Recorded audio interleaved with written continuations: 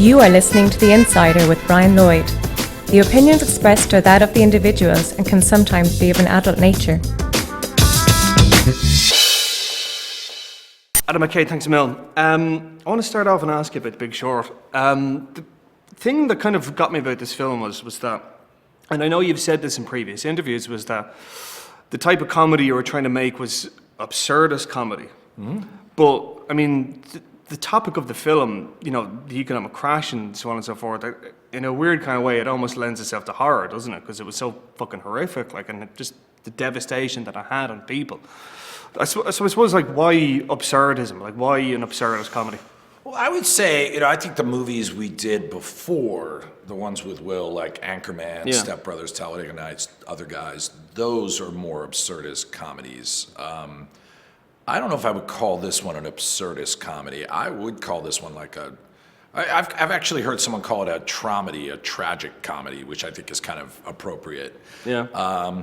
But I also think it depends on people's relationship with the story, because I've seen some people really upset by it. Yeah.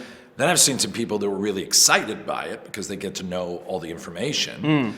And they're turned on by the filmmaking. Then I've seen some people that thought it was really funny. So a lot of it is, how affected were you by this story? Because I have seen people say, this is a horror movie. Yeah. Like, I've actually seen that in print. So once again, depends on your relationship with it. But I think it's, the reason I loved it is it's a true life story, so it's all of that. Yeah. The true life doesn't operate in a genre. So it's funny, it's tragic, it's dramatic, it's scary, it's... and that's the true story, which was super freeing in making the movie. It was so much fun not to be restricted by a genre. But in that sense, I mean, and you've said this yourself, like, you did Talladega Nights, you did Anchorman.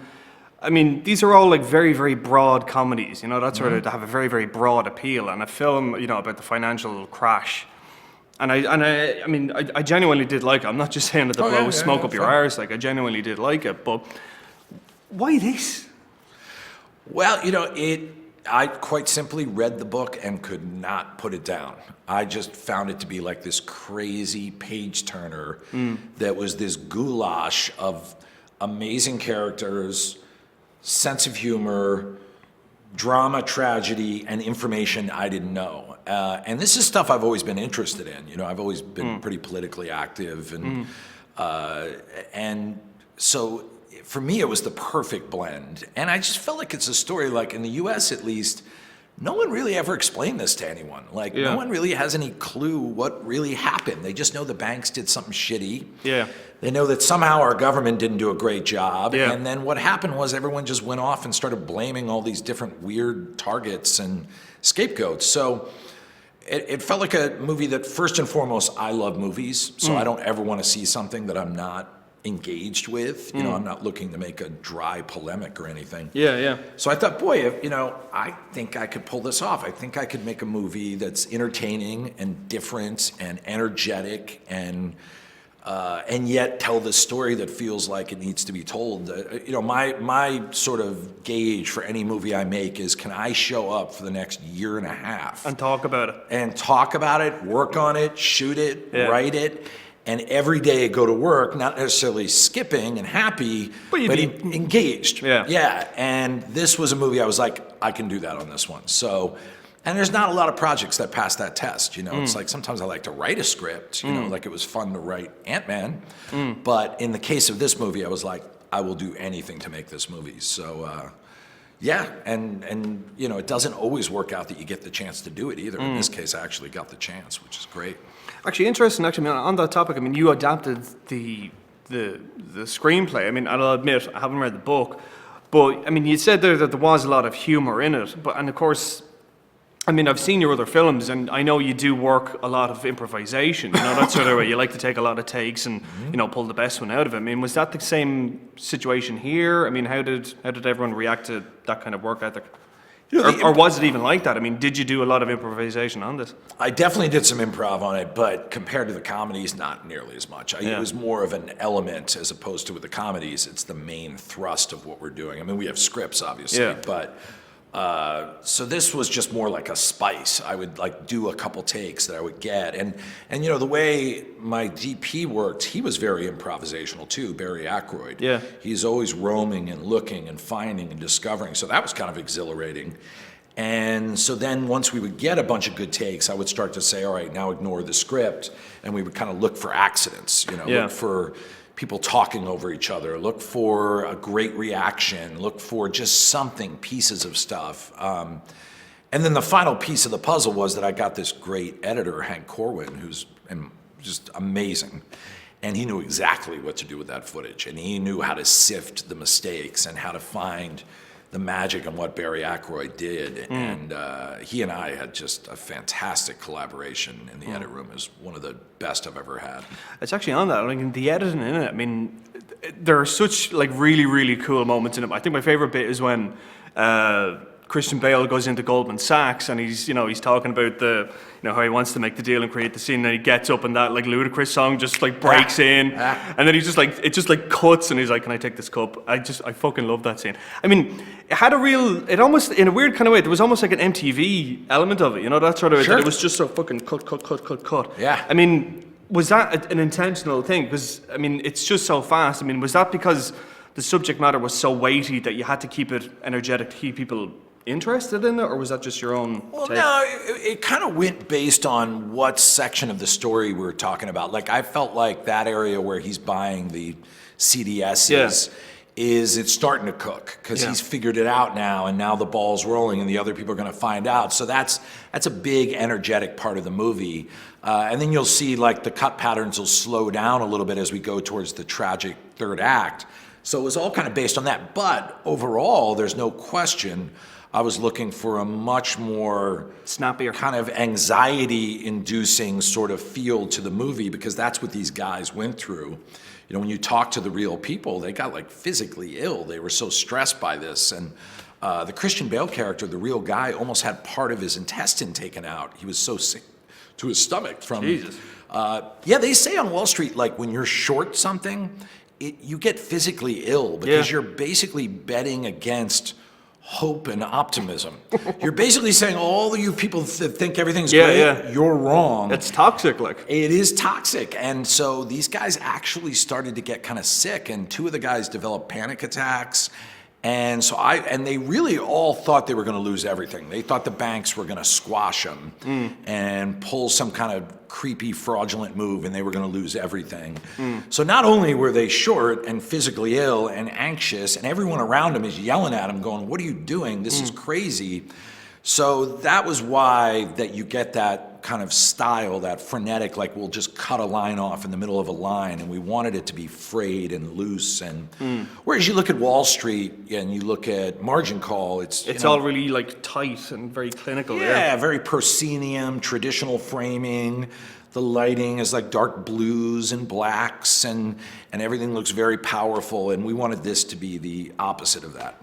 Actually, funny on that, I mean, you know, I mean, were there specific films that you kind of referenced, or kind of, I mean, I don't mean like referenced, I mean as in, was there something that you watched to kind of give you a little kind of...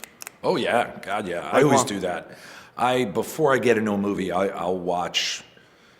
Because I remember on Anchor, 50 or 60 movies before I get into a movie. I mean, my wife drives my wife crazy because I stay up every night and I watch like 2 different movies every night. Yeah.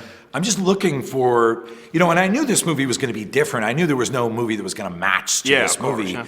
But I loved 24-Hour Party People. That was a big influence on this movie. You know, he broke the fourth wall in that. Yeah, of course, yeah. Does the handheld style. I'm a big fan of Winterbottoms anyway. I just think that's a guy who combines gravitas with humor, I think, as well as anyone out there. So I even went and watched a bunch of his other movies, too, because I just wanted to see what he was up to. And Did you see The Trip? I love The Trip. It's so good, isn't it? I rewatched The Trip. I watched 24-Hour Party People. I watched... what's this kind of serious one about the journalist? I'm spacing on the name. But anyway.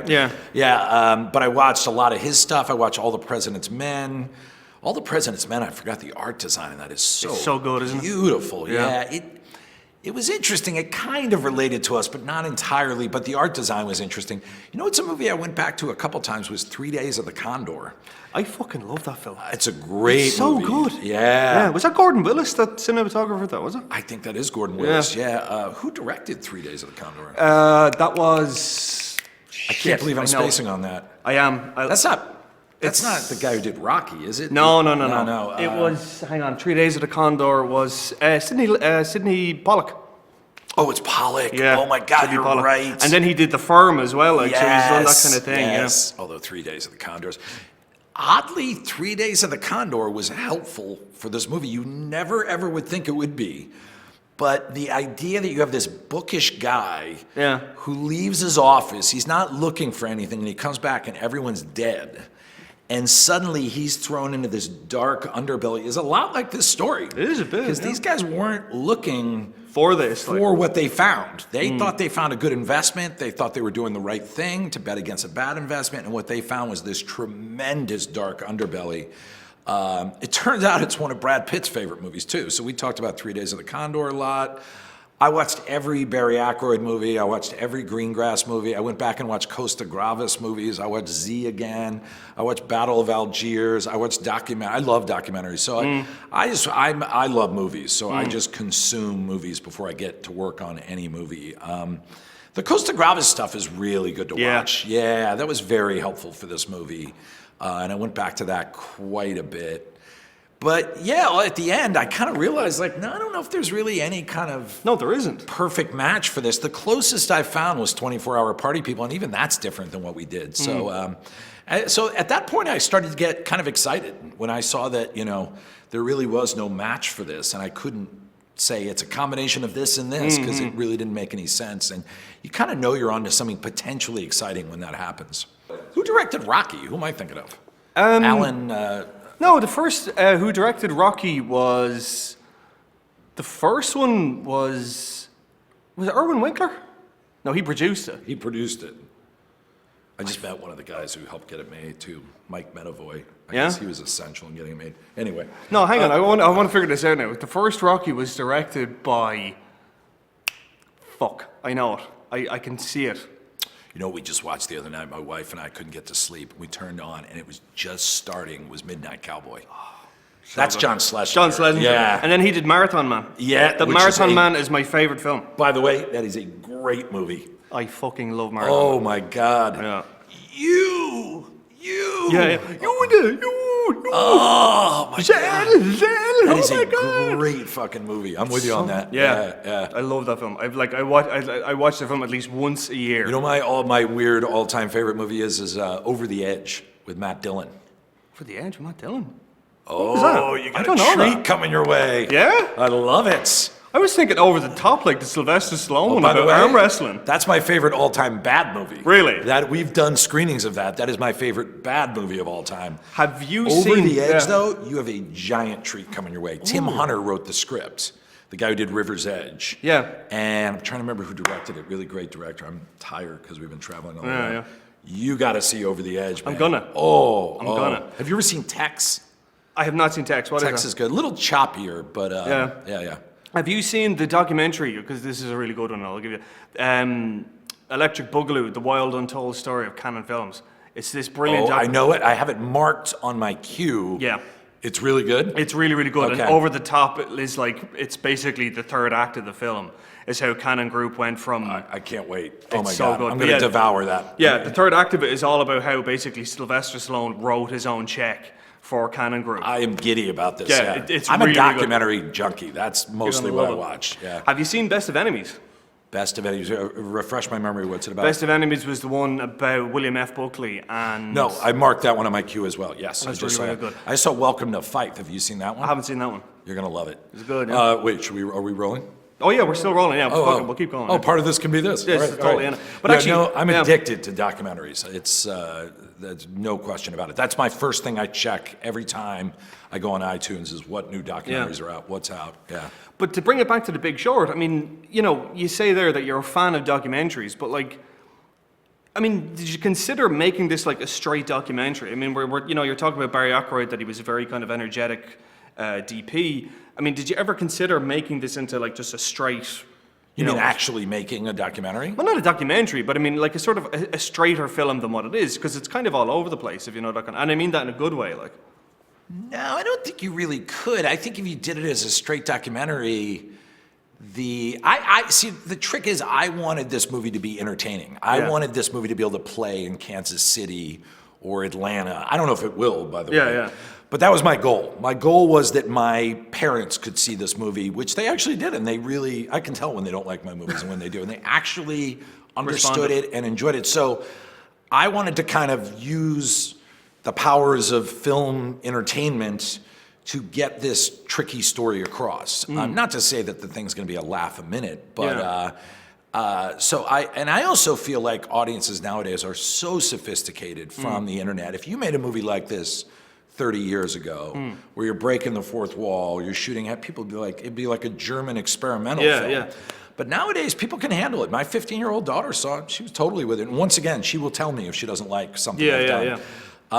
So I think we're in a different place now than we have been. I mean, even those movies like I was referencing, like Battle of Algiers and the Costa Gravis films, you know, when they came out, they were experimental. Yeah. They were edgy. Like, they actually had to tell audiences with Battle of Algiers that it wasn't a documentary. They had to put a disclaimer at the top. So I just think we're at this great time where media is exploding so much. Audiences are so savvy that a kind of ambitious movie like this, where you're going to be doing all these different things, I think an audience can go for this ride. And for the most part, they have. I mean, there have been some people that have been like, it's too much for me. The style's too much.